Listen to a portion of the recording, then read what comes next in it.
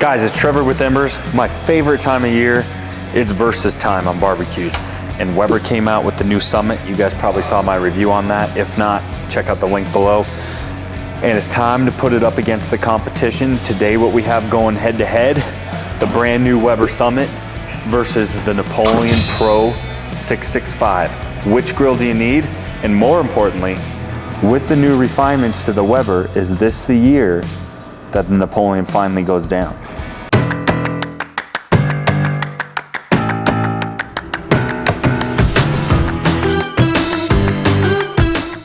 All right, don't forget, if you guys are in the Denver, Colorado area, you can come to our showroom, check out all of our barbecues for yourself.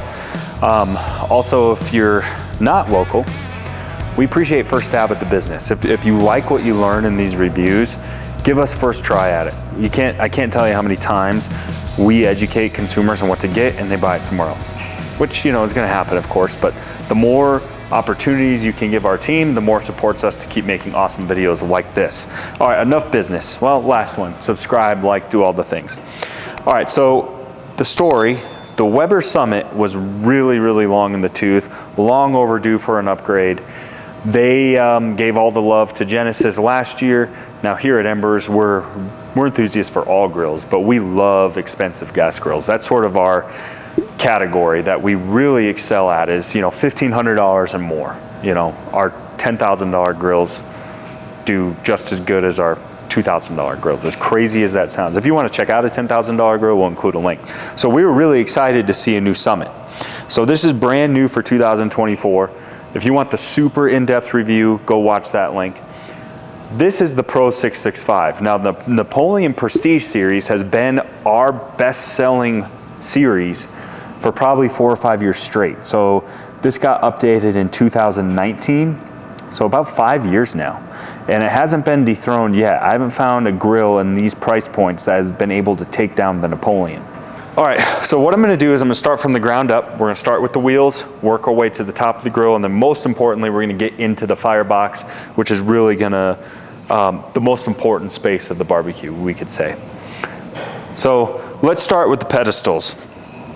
I did like the wheel upgrades that the Summit has, and they are just 4, you know, swivel casters, so it is a little bit easier to wheel around.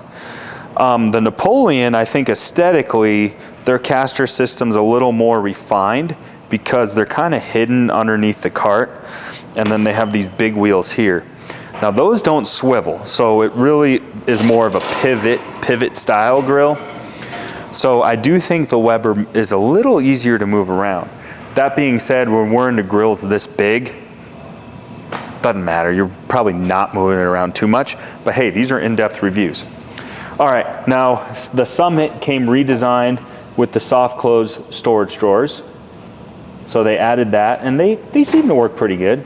Nothing wrong with them. The Napoleons, however, have always had it, and we got this bottle opener. It looks like it's well used. It looks like we're been tossing back some cold ones in there. I don't know who's been doing that, but soft close storage, I think their soft close storage works a little bit better. And then if you have propane, it does slide out, so it's a little easier to install your propane, which is nice. So I do like this features. And then also the under cabinet is lit up on the Napoleon. So storage, propane, pedestal is a little bit nicer on the Napoleon. I got to give it that. And then, in, you know, just as far as overall build material, we have this really scientific test back here, Chris. It's called the kick test. Pretty solid. Very scientific. Let's check out the Weber.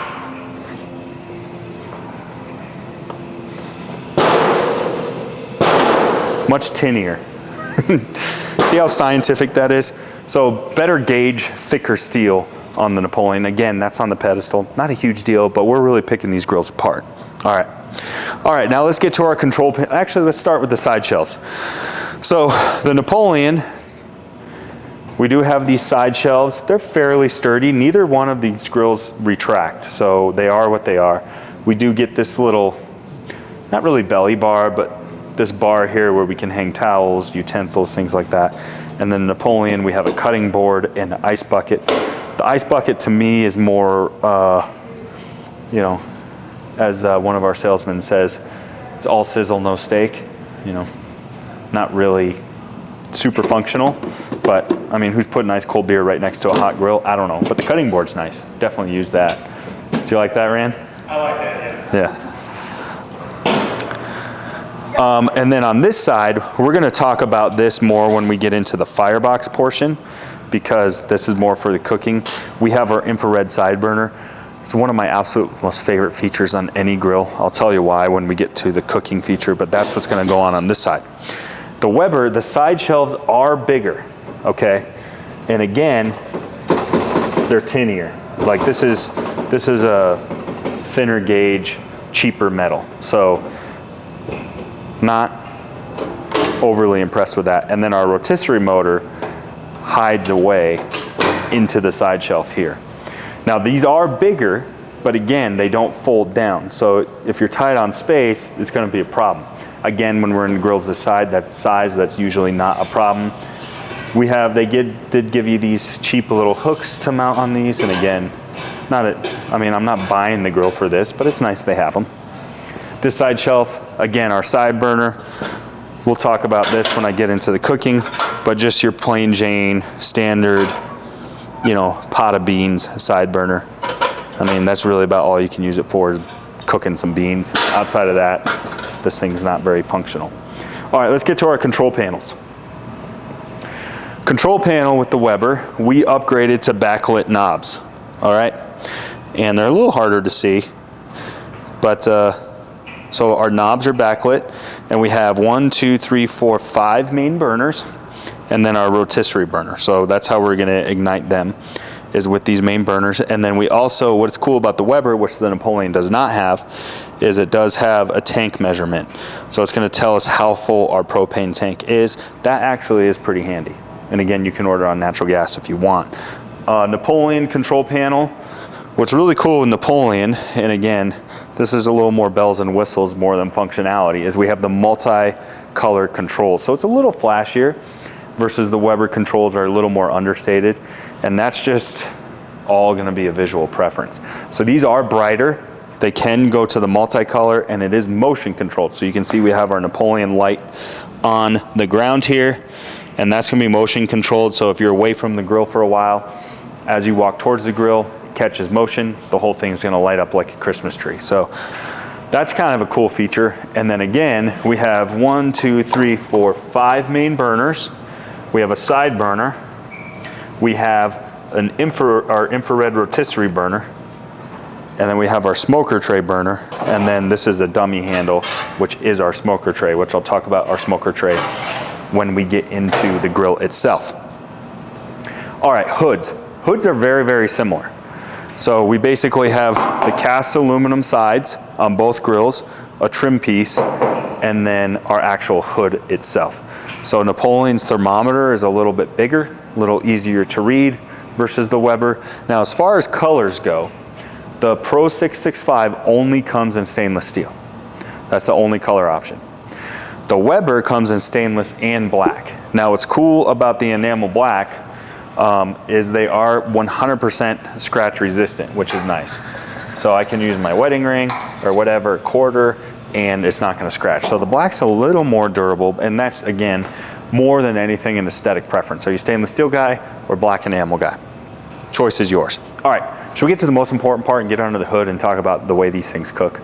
Let's do it. So we'll start with the Weber. So the Weber, you can see here, has interior lighting in the handles. So this is battery operated in the handle, take some big old batteries, and then your lighting is in the handle. And it works pretty good. I think it could be brighter, but it does work really nicely. As far as actual cooking space in the grill, we have 36-inch firebox, all right? Comes with a smoker tray, comes with a rotisserie burner and a warming rack. And what's cool about the warming rack is it is adjustable, so it has multiple tiers. And then also there's some hooks on the back of the Weber where you can store the spit rod away if you want. But for now, let's just set this to the side. Here's our 9mm cooking grates, okay? and nothing to complain about there. Very heavy duty. And what else is cool is it comes with the Weber crafted insert. Now again, this isn't a game changer, but they have their Weber crafted insert. So all the Weber crafted accessories, the woks, the griddles, I think they have pizza stones, cast iron like sear zone. They have like 5 or 6 inserts that fit into this. So you can use it that way, which is actually pretty cool. All right, burners themselves. So we have our flame tamers. These help reduce flare-ups, and they do work. I think, you know, in this grill category, Weber and Napoleon are like 1 and 2 as far as even cooking. They're very similar. They both are known for really even cooking. And part of that's our cast aluminum seamless firebox in the Weber. So that is helpful with the Weber. You can see each burner is connected. So now if one burner were to blow out, it can reignite itself when your fuel is on. That is very, very handy. And, you know, pretty straightforward, you know, back and forth burners. They work really well. If you watch my other videos, very, very happy with it. So this is a very good tried and true cooking system. Nothing new there, except that you don't need 2 hands to ignite the burners anymore. So they self-ignite just when you turn them. And the fact that the burners connect, that's new. The old grills didn't have that. Now, let's talk about the side burner. I mentioned this thing is really just a piece of junk. Pete, you probably say, I'll never use a side burner. And if your side burner looks like this, you are right. You probably never will, because it's fairly worthless in my opinion.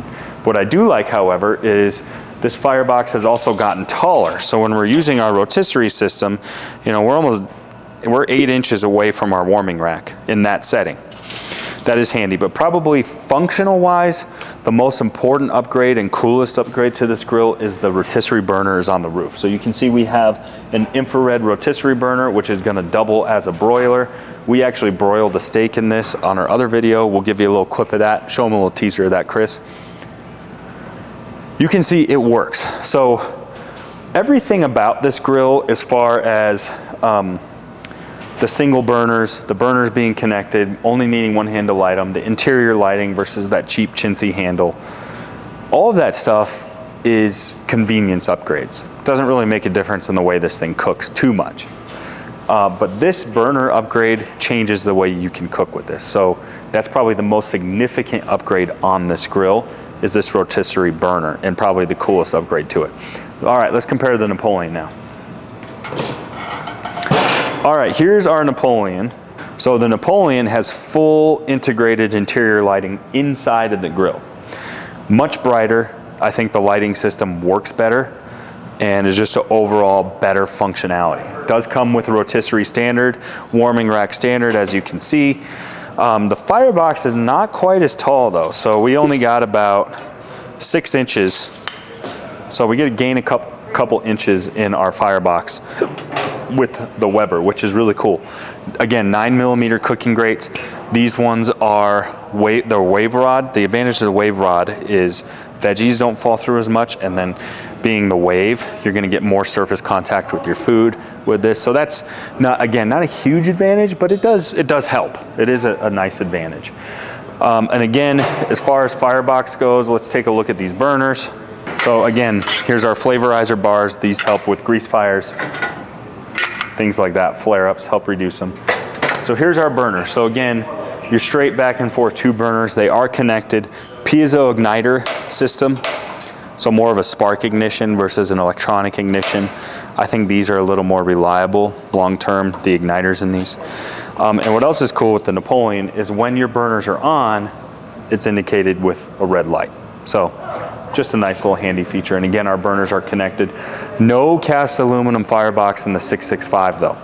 So I think that is a little bit of an advantage with the Weber, is the cast aluminum firebox.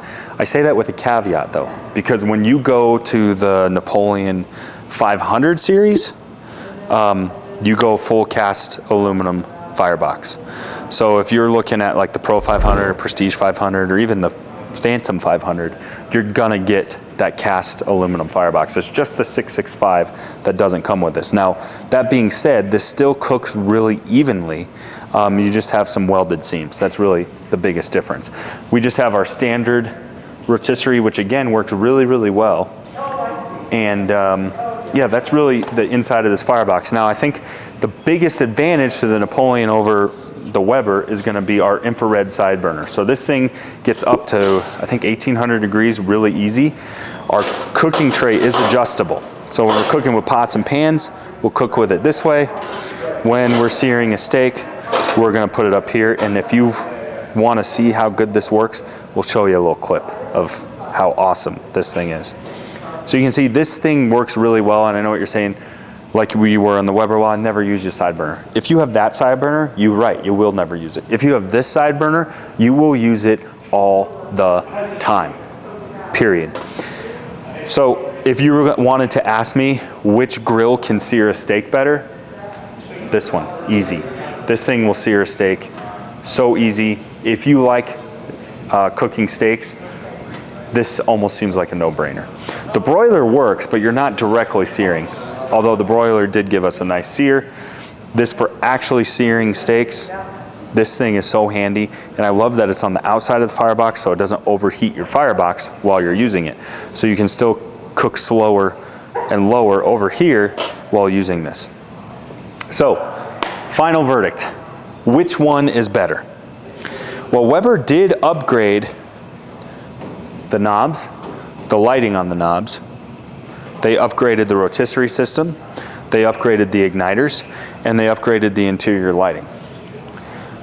Honestly, though, Napoleon has had all those features for 5 years now. Weber should have done this a long time ago, in my opinion. This is years, this should have happened years ago with the Summit. So I think all they did was Napoleon was here, the old Summit was here. Now what Weber has done is they've gotten that closer. But I still prefer the Napoleon for a couple reasons. One, I like all the multicolor lighting. I like the interior lighting better. The old shake test is better. This is like a more sturdy grill. Just moving these around, working with them in the showroom, it feels physically heavier, it feels sturdier, feels more robust. You can just tell this is higher quality materials. Lifetime warranty. Okay, so we have a lifetime warranty on the Napoleon. And this, for me as a steak guy, I use this all the time. So the fact that it's sturdier, better warranty, better way to sear, and a better lighting, Napoleon. Oh, and the most important thing, it's still $300 or $400 cheaper. So it's more affordable, better built, better features. What am I missing? Go with the Napoleon. It's still a better grill. I think Weber still has some work to do. The Summit is much improved. They definitely improved it. Still a little bit of ways to go, I think, before they can surpass other categories in this space. And I think one of the reasons is Weber, especially since going public, this is just my opinion, their wheelhouse is cheap grills. You know, Spirits, Genesis, Home Depot, Lowe's, Ace Hardware, that's their wheelhouse.